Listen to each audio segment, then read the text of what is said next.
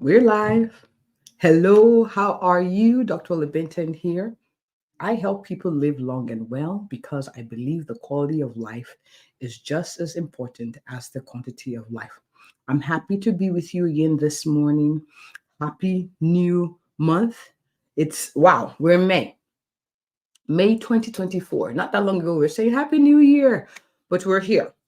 And the whole idea behind tête-à-tête with Dr. O is few minutes.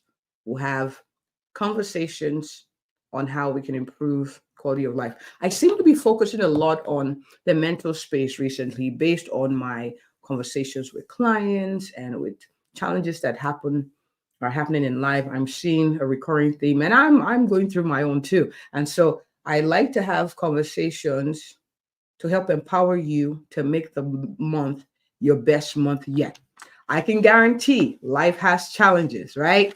But we still got to go through them. We're not going to roll over and play dead. We're going to go through them, optimizing the tools at our disposal, meaning even with the challenges, we can still have a good life. We can still thrive. We can still enjoy a good quality of life. And so that's the whole agenda for this tete-a-tete. So today we're talking about tips on how to protect your peace. Actually, I don't know. The word was how to fight for your peace. How to fight for your peace. So it has to be intentional. It has to be strategic because I want you to enjoy peace of mind. I want you to enjoy as most calm as possible so that you can be the best version of yourself and you can do the things and add value like you do. Your existence, you exist to make the world a better place. I believe everyone adds a flavor of sparkle in the world. And that's not woo woo talk. That's powerful talk. Okay. You're created for something beautiful, something powerful. And so, the more I encourage you and motivate you to be in a state of peace or a state of calm, the more you're able to be the gifts that you are. So, yes, that's why we're having this conversation. So, we're talking about tips to protect your peace or tips to fight for your peace. Number one is work out every day. Work out mentally every day. So, what's your mental workout routine? What is it? How do you protect your peace? How often do you work out? Is good exercise good for the body? But I'm not focusing on that today. What's your mental gym? What's your mental workout process like? What are you meditating on? Now, for those of you who are like, oh, I don't meditate. Well, whatever it is that you allow play over and over and over and over again in your mind, you're meditating on. If you were to do an audit, meaning if you were to check and say, you know what, let me actually pay attention to what I'm thinking about. I can almost guarantee that most times you're thinking about worst case scenario, what didn't work, how things could go wrong. That don't freak out. Don't worry. It's natural. The natural tendency for the mind is to assume worst case scenario so as to keep you just in one place, not making any changes, just hiding in your room in a fetal position and staying comfortable. Not saying every so often that's not bad, take a nap, but that's what your mind wants you to do. So you take stock on your mental workout routine. What are you doing consciously or subconsciously? What are you meditating on? Are you always assuming worst case scenario? Are you always sifting through the good that's happening to you? Someone gives you a compliment or whatever. Someone says something like, oh, they're just saying that. Someone gives you a compliment on your outfit. Oh, it's cheap. You're just weaving through all of that to look for the things to be annoyed by or to be irritated by or to say, aha, I knew this day had a challenge wrapped up in it. Okay. So what's your mental workout routine? What are you meditating on? What are you thinking about consistently? What are you choosing to remember and choosing to focus on? What are you choosing to ignore? It's very important that you take stock of your mental routine. And I'm saying this to myself as I'm saying it to you as well. What I want to encourage for your mental workout routine is number one, remember that you are proof of challenges overcome. Some of you are, I don't know, your 20s, in your 30s, in your 40s, in your 50s. You have proof of challenges that you've come through. You were worried about that new job. You were worried about going to school. You were worried about trying, finding a job. All those things are now in the past. You overcame those challenges. So number one, for your mental workout routine, I want to encourage you to take stock of what victories you have overcome. You're thinking, well, why do that? Then that's in the past. Well, when you do that, you empower your brain to come up with ideas, and studies show this, okay? Your brain is neuroplastic. Like you can rewire your brain to work for you. Studies show that the more you think about the things that have worked, the more you're able to find ideas to solve problems that are on ground right now. Test it out. Now, it's something you got to practice, like with a workout. You don't do it one time and you're done. You do it over and over again. Number two, you're going to think positive thoughts, meaning, what if it actually worked out? What if it did? What do you have to lose? You get a good night's sleep, you feel good. I mean, challenges notwithstanding, right? What do you have to lose? What if it actually worked out? What if they were not looking at you funny? They were just, in their own headspace. You know what I'm saying? What if it actually worked out? Right? So we're going to think about past victories. And number two, we're going to think positively. All right.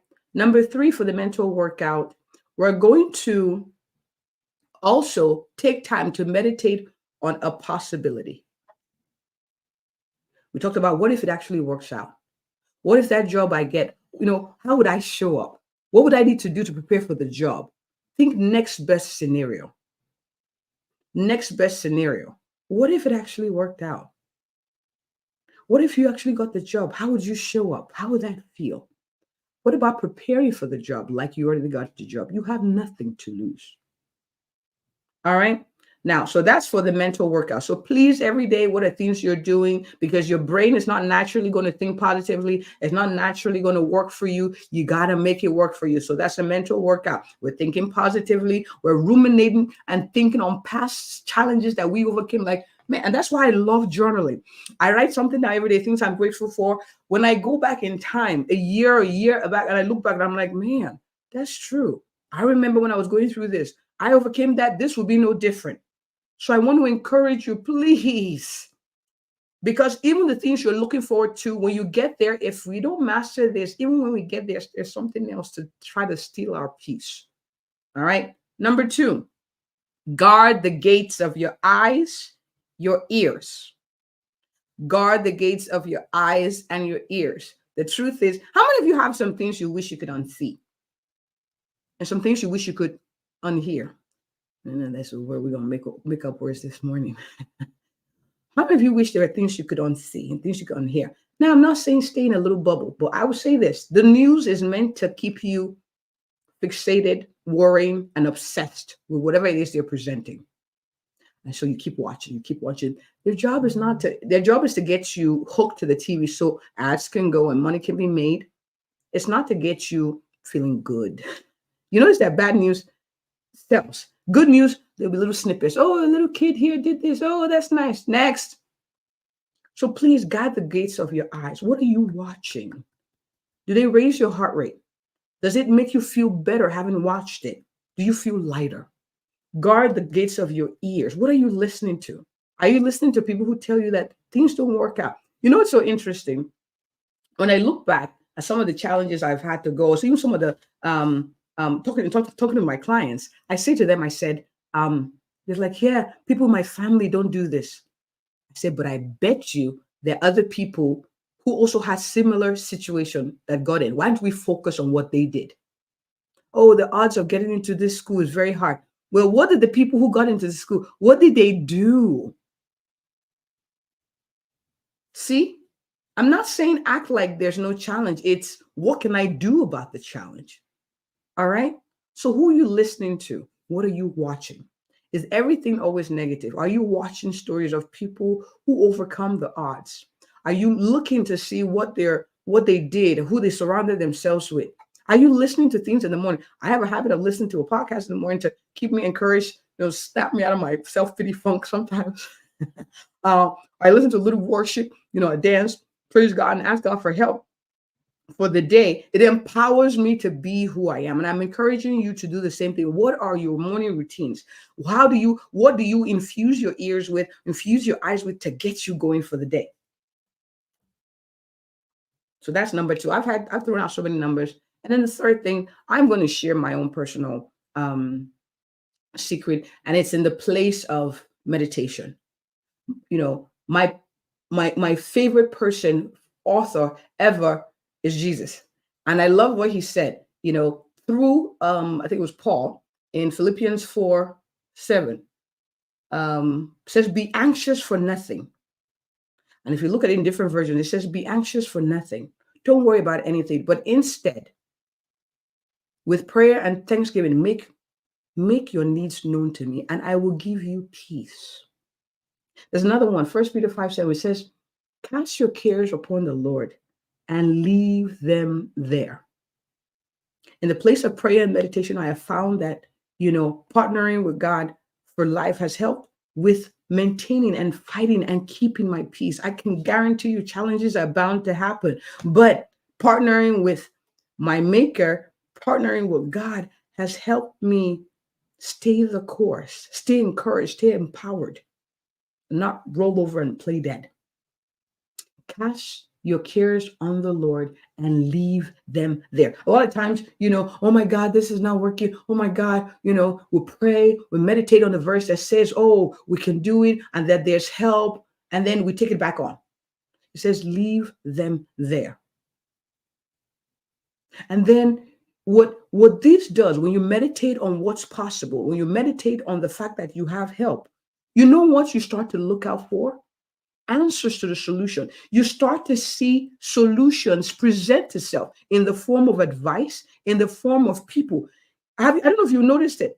When you say, what, I trust that something good is coming, I trust that help is coming, all of a sudden you just hear somebody mention something in line with what you have been looking out for, or something in the email. Yeah, you can say if you said it out loud, maybe the phone caught it, and so they send you ads and things like that. But I have found that when I meditate on what's possible, the answers is like they come to me.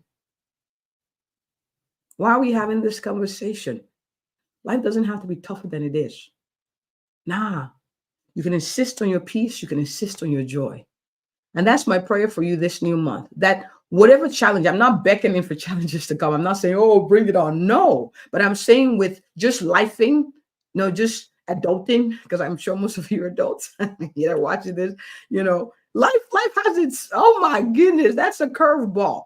But I know that we can thrive in spite of it. I know that we can move forward in spite of it, that we're better for it. Regardless of it, we're better.